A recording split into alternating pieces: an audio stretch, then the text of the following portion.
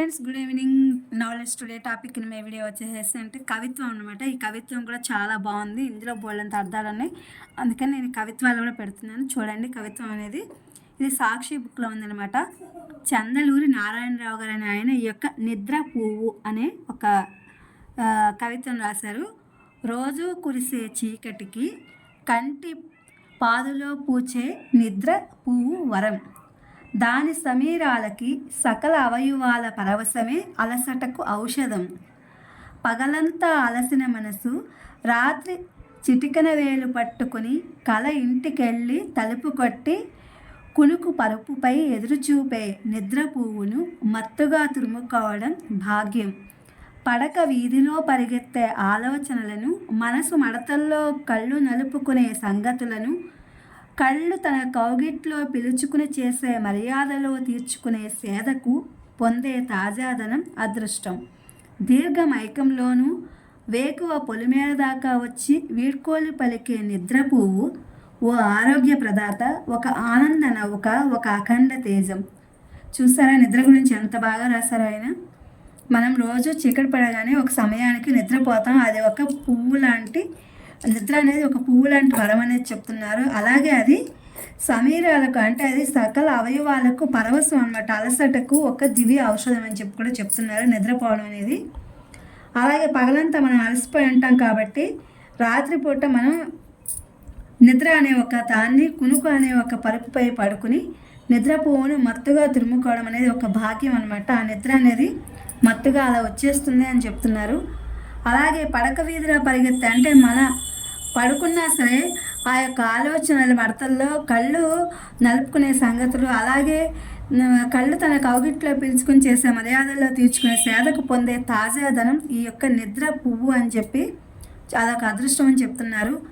అలాగే దీర్ఘమైకంలో మనకి కొంత నిద్ర పట్టిన తర్వాత కొంతసేపు అయిన తర్వాత అంటే ఒక 2-3 గంటలు అయిన తర్వాత వేకువ పొలిమేర దాకా వచ్చి అంటే తెల్లవారుజామున అలా వచ్చినప్పుడు వీడ్కోలు పలికే నిద్ర అంటే నిద్రకి మనం వీడ్కోలు చెప్పేసేసి మామూలుగా లేస్తామన్నమాట. అది ఆ నిద్ర పువ్వు అనేది చాలా అదృష్టము. అలాగే ఒక ఆరోగ్య ప్రదాత నిద్ర అనేది అది ఒక ఆనంద నౌక, ఒక అఖండ తేజం. నిద్రపై లేచిన తర్వాత మనకి బాగా తేజస్సు అనేది కలుగుతుంది, మనసుకి ఆనందం కూడా కలుగుతుంది. ఈ కవిత్వాన్ని ఇలా చాలా బాగా రాశారు అయినా చందలూరి నారాయణరావు గారు. ఇది చాలా బాగుంది, అందుకని వీడియో పెట్టాను. ఓకే, నెక్స్ట్ ఇంకొకటి చూద్దాము. ఇది దాగుడు మూతలు అనే ఒక ఇదనమాట. ఇది కూడా కవిత్వమే, దాగుడు మూతలు. అసలు నేను వీడియోనే కవిత్వం అనే ఒక టాపిక్తో తీసుకున్నాను. ఇది రాసిన వారు, ఈ దాగుడు మూతలు రాసిన వారు వారాల ఆనంద్ అనమాట. నా నీడ నా ముందు నడుస్తోంది నాకంటే వేగంగా, క్రమంగా అది నా పక్కకు చేరింది, సహచరునిగా నడవసాగింది. ఇంకొంచెం సేపటికి నీడ నా వెనక్కు చేరింది, అనుచరునిగా అనుసరిస్తూ నడుస్తోంది. నన్ను విడవకుండా వదలకుండా నీడ నా చుట్టూ తిరగడంలో పెద్ద రహస్యం ఏమీ లేదు. అదంతా వెలుగుకున్న నిలకడతనమే. అయినా నా నీడ చీకటి అదంతా వెలుగుకున్న నిలకడ లేనితనమే. అయినా నా నీడ చీకటిలో, నా లోపల వెలుగులో, నాకు బయట ఉంటుంది. చీకటి వెలుగుల్లాగే నేను నా నీడ దాగుడు మూతలు ఆడతాం.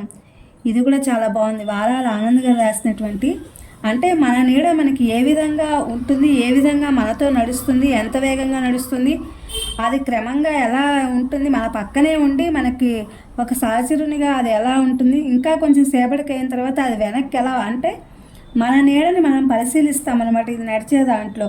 అలాగే అది మనం విడవకుండా మన చుట్టూ ఎలా ఉంటుంది, అందులో రహస్యం అనేది ఏమి లేదు. ఎందుకంటే అదంతా మనకి కనిపిస్తుంది కాబట్టి అదంతా వెలుగుకున్న నిలకడతనమే అని చెప్పి చెప్తున్నారు. అయినా నీడ చీకటిలో, నా లోపల వెలుగులో, నాకు బయట ఉంటుంది. అంటే ఈ నీడ అనేది ఎప్పుడూ ఉంటూనే ఉంటుంది. చీకటి వెలుగుల్లాగే నేను నా నీడ కూడా దాగుడు మూతలు ఆడతామని చెప్పి చాలా బాగా రాశారు ఈయన.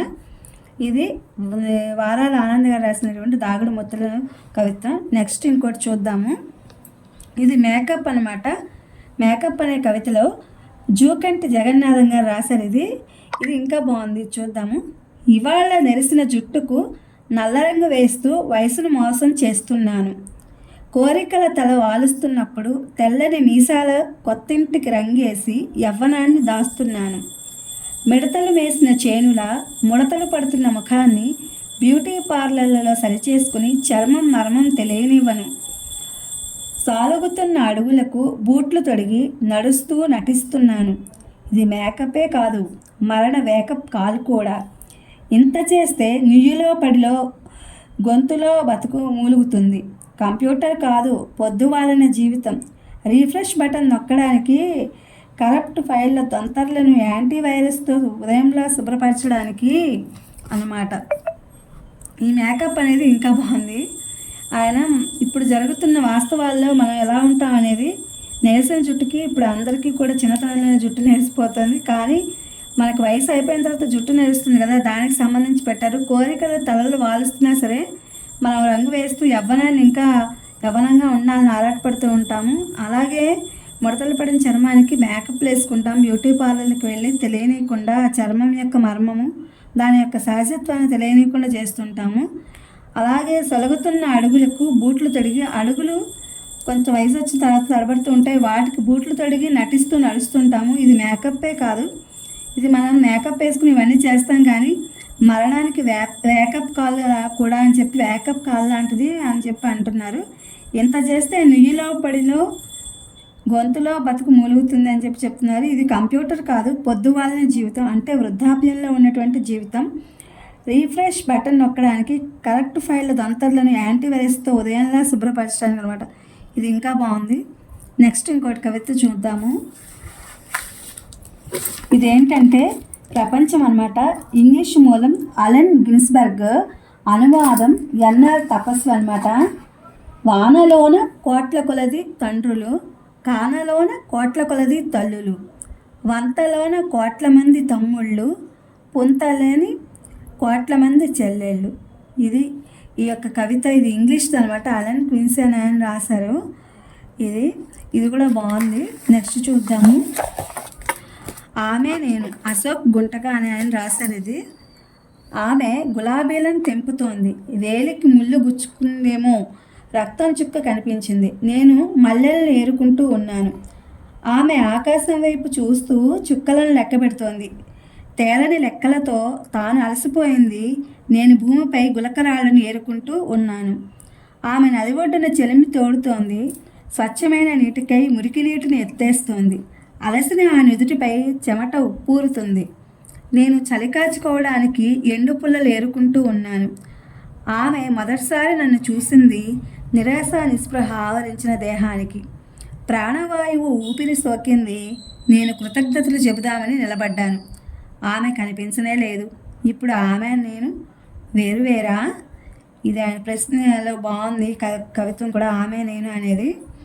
ఇలా గులాబీలు తెంపుతున్నట్టుగా, ఆయన మల్లెలు ఏరుకుంటున్నట్టుగా, అలాగే ఆకాశం వైపు చుక్కలు లెక్క పెడుతున్నట్టు ఆవిడ. ఈ కవిత్వం కూడా చాలా బాగుంది. ఇది కవిత్వం అనే ఒక టాపిక్ మీద నేను తీసుకున్నటువంటిది.